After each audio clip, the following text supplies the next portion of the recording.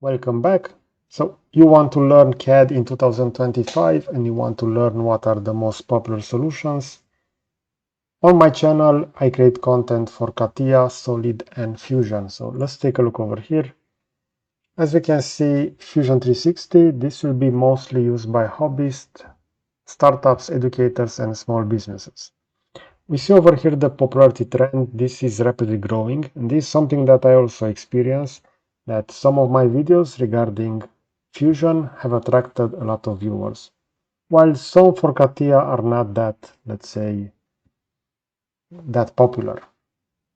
We see over here some key strengths. So most importantly is the fact that it has a great user interface and it also has quite a large community, since this is quite affordable. We see over here the weakness.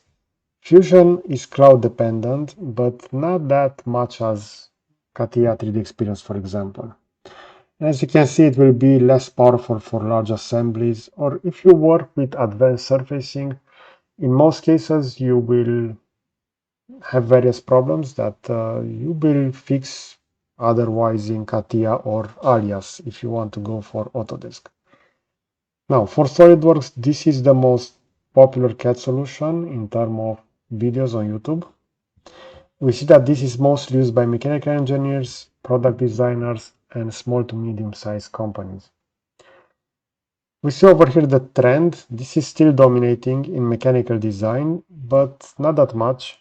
So it has started to remain, let's say, at the same level, while Fusion is quite growing even now. Let's see over here some key strengths. It has an intuitive parametric modeling. In my opinion, since I use Solid the most, I find it that it has one of the greatest user interface. And now one of the main reasons why SolidWorks is popular is that this is being taught within universities. It's the same in my case regarding this. Okay, now we see the weaknesses. So Windows only. If you are a Mac user, you will need to run a virtual machine. And yeah, we see over here that there's no native Mac for that. So there's only the cloud-based version, which is 3D Experience SolidWorks, quite similar to CATIA. And we have CATIA. This is mostly used, as you can see, within aerospace, automotive, shipbuilding. And the popularity for this is steady in enterprises, but it's not growing in SM, let's say, small and medium businesses. And this is something that I also notice. My videos, the vast majority for CATIA, over 360 videos, and it's not that quite engaging to the community on YouTube. Let's see over here some key strengths. So I do agree with complex surfacing within CATIA. This is the most advanced. We see over here that it can handle large assemblies. In my opinion, Solid can do that as well. Some of the weakness, the steep learning curve.